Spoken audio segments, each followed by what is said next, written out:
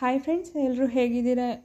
ಎಲ್ಲರೂ ಚೆನ್ನಾಗಿದ್ದೀರಾ ಅಂತ ಭಾವಿಸಿ ಈ ವಿಡಿಯೋ ಸ್ಟಾರ್ಟ್ ಮಾಡ್ತಾ ಇದ್ದೀನಿ. ಇವತ್ತು ಕರ್ಜಿಕಾಯಿ ಹೇಗೆ ಮಾಡೋದು ಅಂತ ತೋರಿಸ್ತಾ ಇದ್ದೀನಿ. ಕರ್ಜಿಕಾಯಿ ಮಾಡೋದಕ್ಕೆ ನಾನಿಲ್ಲಿ 1 ಕಪ್ಪಷ್ಟು ಮೈದಾ ಹಿಟ್ಟು ತೊಗೊಂಡಿದ್ದೀನಿ. ಹಾಗೆ 1/4 ಕಪ್ಪು ಸಣ್ಣ ರವೆ ತೊಗೊಂಡಿದ್ದೀನಿ. ಒಂದು ಸಲ ಚೆನ್ನಾಗಿ ಮಿಕ್ಸ್ ಮಾಡ್ಕೊಂಡಾದಮೇಲೆ 1 ಸ್ಪೂನ್ ತುಪ್ಪ ಹಾಕಿ ಮತ್ತೆ ಮಿಕ್ಸ್ ಮಾಡ್ಕೊತಾ ಇದ್ದೀನಿ.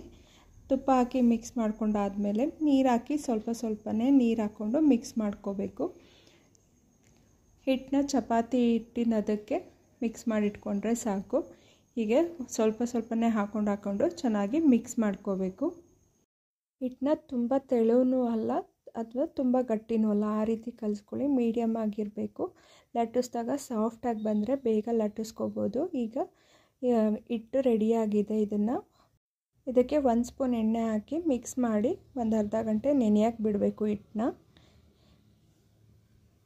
ಇವಾಗ 1 ಸ್ಪೂನ್ ಎಣ್ಣೆ ಹಾಕಿ ಒಂದು ಸಲ ಈ ರೀತಿ ಮಿದ್ದಾದಮೇಲೆ ಪ್ಲೇಟ್ ಮುಚ್ಚಿ ಸೈಡಿಗೆ ಇಟ್ಕೊಬಿಡೋಣ. ಇದಕ್ಕೆ ಸ್ಟಫಿಂಗಿಗೆ ರೆಡಿ ಮಾಡ್ಕೋಬೇಕಲ್ಲ, ಅದಕ್ಕೆ ನಾನಿಲ್ಲಿ ಅರ್ಧ ಬೌಲಷ್ಟು ಕಡಲೆ ತೊಗೊಂಡಿದ್ದೀನಿ, ಹುರಿಗಡಲೆನ. ಅದಕ್ಕೆ ಒಂದು 15 ಬಾದಾಮ್ ತೊಗೊಂಡಿದ್ದೀನಿ. ಹಾಗೆ ಒಂದು 7-8 ಗೋಡಂಬಿ ತೊಗೊಂಡಿದ್ದೀನಿ. ಇದಿಷ್ಟನ್ನು ಜಾರ್ಗೆ ಹಾಕಿ ತರಿಯಾಗಿ ರುಬ್ಕೋಬೇಕು. ನುಣ್ಣಗೆ ಪೌಡ್ರ್ ಆಗಬಾರ್ದು, ಸ್ವಲ್ಪ ತರಿಯಾಗಿದ್ದರೆ ಚೆನ್ನಾಗಿರುತ್ತೆ.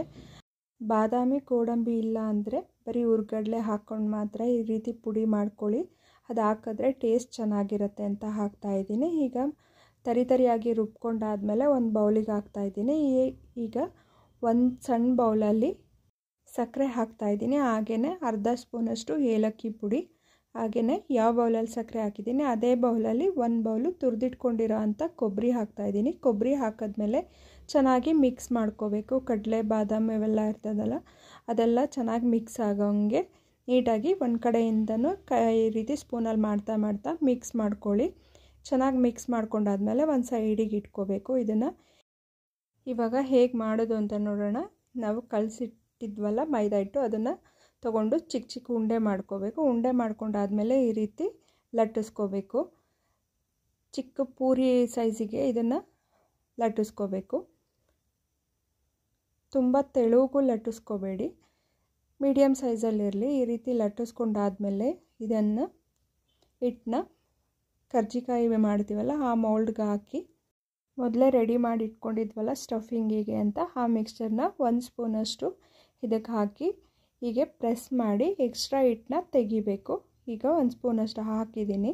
ಹಾಕಾದ್ಮೇಲೆ ಈ ರೀತಿ ಪ್ರೆಸ್ ಮಾಡಿ ಎಕ್ಸ್ಟ್ರಾ ಹಿಟ್ಟನ್ನ ತೆಗಿಬೇಕು. ಈ ರೀತಿ ತೆಗೆದಾದ್ಮೇಲೆ ಕರ್ಜಿಕಾಯಿನ ಹೊರಗೆ ತೆಗೆದು ಈ ರೀತಿ ಒಂದು ಸಲ ಎಲ್ಲನೂ ರೆಡಿ ಮಾಡಿ ಇಟ್ಕೊಳ್ಳಿ. ಇದೇ ರೀತಿ ಎಲ್ಲನೂ ರೆಡಿ ಮಾಡ್ಕೊಂಡಾದ್ಮೇಲೆ ಎಣ್ಣೆಲಿ ಕರಿಬೇಕು. ಇದೇ ರೀತಿ ಹಿಟ್ಟು ರೆಡಿ ಮಾಡಿದ್ವಲ್ಲ ಆ ಹಿಟ್ಟಿಂದ ಸಣ್ಣ ಉಂಡೆ ಮಾಡಿ ಈ ರೀತಿ ಮಾಡಿ ಎಲ್ಲನೂ ರೆಡಿ ಮಾಡಿ ಇಟ್ಕೋಬೇಕು. ಒಂದು ಸಲ ರೆಡಿ ಮಾಡಿ ಇಟ್ಕೊಂಡಾದ್ಮೇಲೆ ಫ್ರೈ ಮಾಡೋಕ್ಕೆ ಸ್ಟಾರ್ಟ್ ಮಾಡಬೇಕು. ಇಲ್ಲ ಮಧ್ಯ ಮಾಡ್ಕೊಳ್ಳೋಕೆ ಆಗಲ್ಲ, ಬೇಗ ಬೆಂದೋಗುತ್ತೆ. ಅದಕ್ಕೆ ಈ ರೀತಿ ಎಲ್ಲನೂ ರೆಡಿ ಮಾಡಿ ಇಟ್ಕೊಳ್ಳಿ. ಒಂದು ತಟ್ಟೆಗೆ ಹಾಕಿ ರೆಡಿ ಮಾಡಿ ಇಟ್ಕೊಳ್ಳಿ.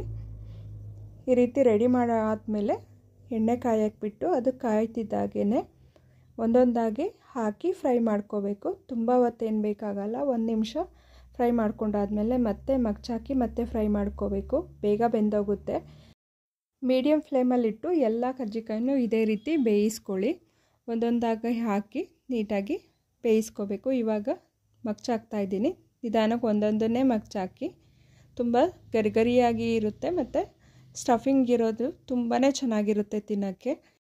ಒಂದು ಸಲ ಮಗ್ಚಾಕಿದ್ಮೇಲೆ ಮತ್ತೆ ಇನ್ನೊಂದು ಸಲ ಮಗ್ಚಾಕಿ 1 ನಿಮಿಷ ಬೇಯಿಸ್ಕೊಂಡು ಆಮೇಲೆ ಇದನ್ನು ತೆಗಿಬೇಕು. ಈಗ ಆಲ್ಮೋಸ್ಟ್ ಆಗ್ತಾ ಬರ್ತಾ ಇದೆ ಇದು. ಇವಾಗ ಮತ್ತೆ ಹೀಗೆ ಫ್ರೈ ಮಾಡ್ಕೊತೀವಿ. ತುಂಬ ಗೋಲ್ಡನ್ ಬ್ರೌನ್ ಆಗೋವರೆಗೂ ಬೇಯಿಸ್ಕೋಬೇಡಿ, ಲೈಟಾಗಿ ಗೋಲ್ಡನ್ ಬ್ರೌನ್ ಆದರೆ ಸಾಕು. ಇವಾಗ ಇದು ಆಗಿದೆ, ಎಲ್ಲನೂ ತೆಗಿತಾ ಇದ್ದೀನಿ. ಈ ಥರ ಒಂದು ಸಲ ಟ್ರೈ ಮಾಡಿ ನೋಡಿ. ಟೇಸ್ಟು ತುಂಬ ಚೆನ್ನಾಗಿರುತ್ತೆ. ತುಂಬ ದಿನ ಇಟ್ಟರೂ ಗರಿಯಾಗಿರುತ್ತೆ. ಒಂದು ಸಲ ಮನೇಲಿ ಟ್ರೈ ಮಾಡಿ ನೋಡಿ.